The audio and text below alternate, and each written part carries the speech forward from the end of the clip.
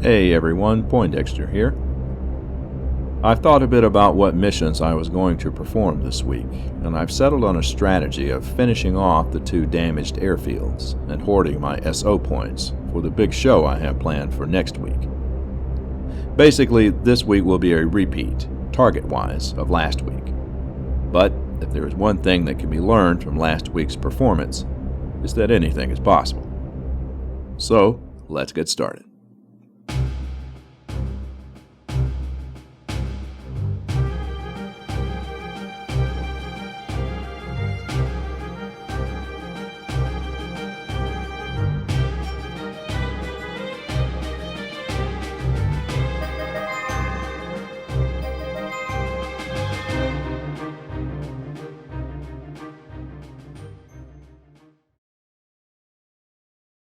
We start off with 4 SO points. We add our weekly 15, but remove 3 points for the U-boat presence for a final total of 16. Our first mission will be to finish off Airfield 1 in Hex 11. We replace the heavy damage marker with its numerical equivalent, a 10 in this case. The target indicates 3 bombers may be used, but we're only going to send 2. Which, in its current state, should be enough to finish it off. The 301st will lead the mission, along with the 97th. Since Hex 11 has a German squadron present, we'll send the 4th Fighter Group along as escort.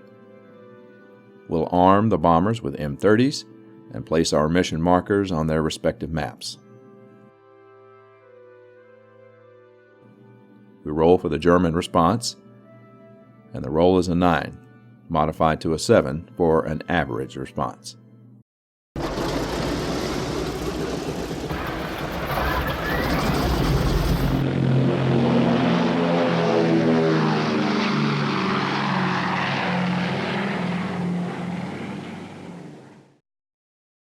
Our groups begin their journey to France, and we draw an event card. The card is Smoke Pots, and we add a -1 modifier for all air-to-ground bomb attacks. I guess we should be happy it isn't -2. The groups cross the French coast, and 1 German squadron is alerted. A Bf-110 is sent against our force, and our Spitfires will engage them in combat. The 4th Fighter Group will use Anderson's out-of-the-sun tactic, which will add a +3 air-to-air attack modifier. We also add +3 for the Spitfire's air-to-air attack and a +1 for the 110's negative durability for a final +7 modifier. The Spitfires pounce on the 110s, and the Spits completely botch the intercept on a roll of 1, modified to 8. The 110s take their shot and make the 4th Group pay for their mistake on a roll of 9, which causes 2 points of damage. Thanks to our successful secondary mission last month, the bandits are limited to 1 attack turn, and the victorious 110s peel off for home. The squadron marker is flipped to the inactive side. Our bomber groups approach the target area and line up for their runs. The 301st flies through a flak barrage, and it's a near miss on a 6, modified to 5 for durability. The 301st bombs with a -1. We add 2 for the target, 2 for the M30s, and a -1 for the event card, for a final total of +2. The B-17s drop their bomb load. And history repeats itself, as no bombs find their mark. The whole success of the mission now rides on the 97th. First, they weather a flak barrage, and the flak misses on a 4, modified to 3 for durability. The 97th bombs with a +1 modifier. We add +2 for the target, +2 for the M30s, and a -1 for the event card, for a final +4 modifier. The 97th toggles her bomb load.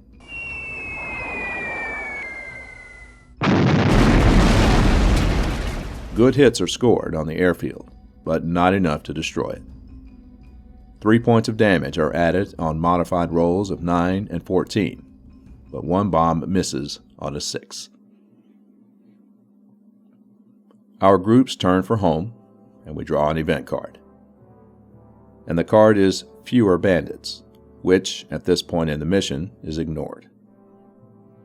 And the groups make it home to England and safety. Once again, we replace the numbered damage marker with a heavy damage marker and return the card to the target area. The Abbeville boys are proving a tough nut to crack. Or maybe I should have taken that extra bomber group instead. All 3 groups receive 1 experience point for participating in the mission, and with that 1 experience point, the 4th fighter group is promoted to veteran. Our second mission will, of course, be against Airfield number 6 in Angers, France. We replace the light damage marker with its numerical equivalent, a 3. We're not going to make the same mistake of not sending enough bombers, so we will be sending the maximum 4 groups to, hopefully, finish off the target. The 44th will lead the mission, followed by the 305th, the 91st, and the 92nd. All groups are armed with M30s, and we place our mission counters on their respective maps. We roll for the German response, and it's a 10, modified to 8, which is a high response.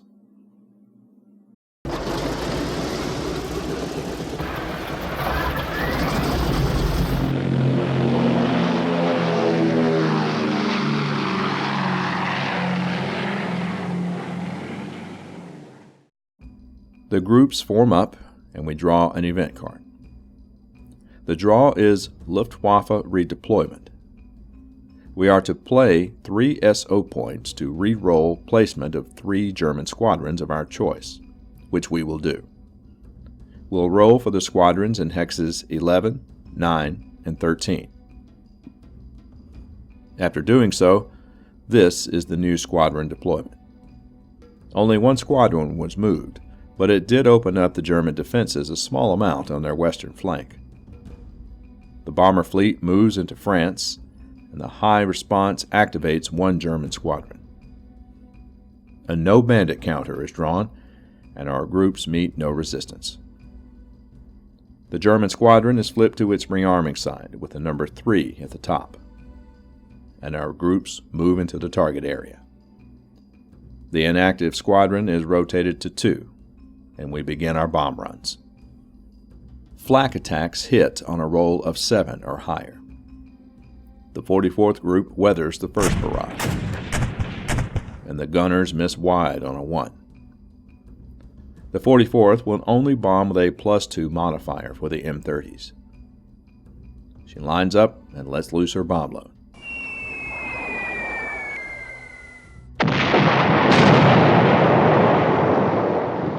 And the airfield is hit hard on modified rolls of 12, 11, and 10. 1 bomb misses on a 3. 6 points of damage are caused, for a total of 9. The 305th are up next, and they fly through a flak barrage.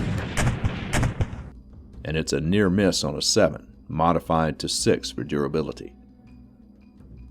The 305th will bomb with a +1. We add +2 for the M30s for a final +3 modifier. The 305th salvo their bombs.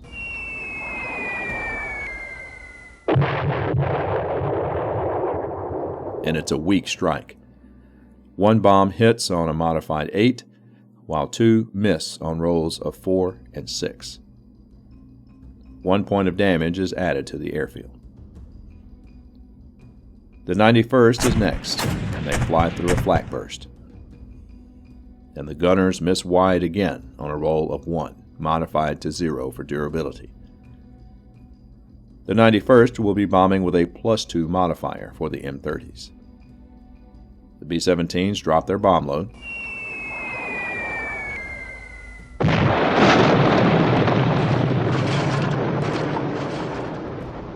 One bomb is all that's needed, which hits on a modified 11. The other bombs miss on rolls of 3. 2 crucial damage points are added for a total of 12, which finally finishes off the airfield. The 92nd is up next and flies through a flak barrage.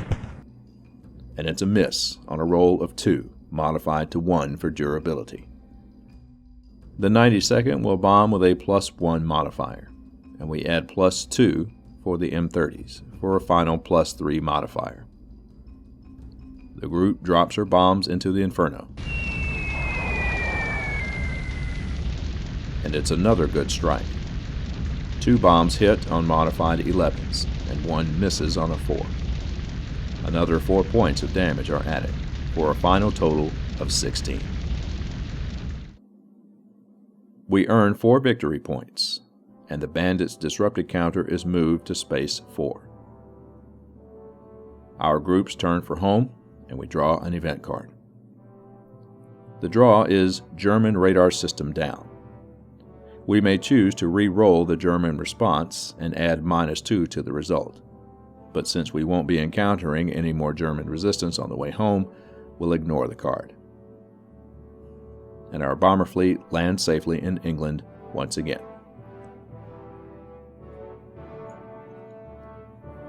We remove the destroyed airfield card, draw a new airfield card, and place it in the target row. Our bomber groups receive 2 experience points for destroying the airfield, and the 44th Bomb Group is promoted to average, which will give them a much-needed +1 air-to-ground modifier in their stats. With 4 victory points added for the destruction of the airfield, our total now stands at 31. Our final mission will be to send out the 93rd Group against the U-boats.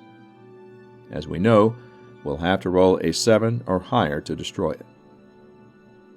The roll is a 1, and the U-boat remains in play. The 93rd receives 1 experience point for flying the mission. We move the calendar marker to week 3, and our second week of October missions are complete. It looked as though this week was going to play out exactly as last week, but we did manage to actually destroy one of the airfield targets and get the 44th Group promoted. But this week was mainly about hoarding SO points for the big show next week, as we're going to go after the U-boat pens of our secondary mission, and for that, we're going to need lots of SO points to purchase some of the largest bombs in the game. We'll also learn about the hardened trait that all U-boat targets have, and we'll be performing our end-of-the-month steps as well. Thanks for watching, and we'll talk again soon.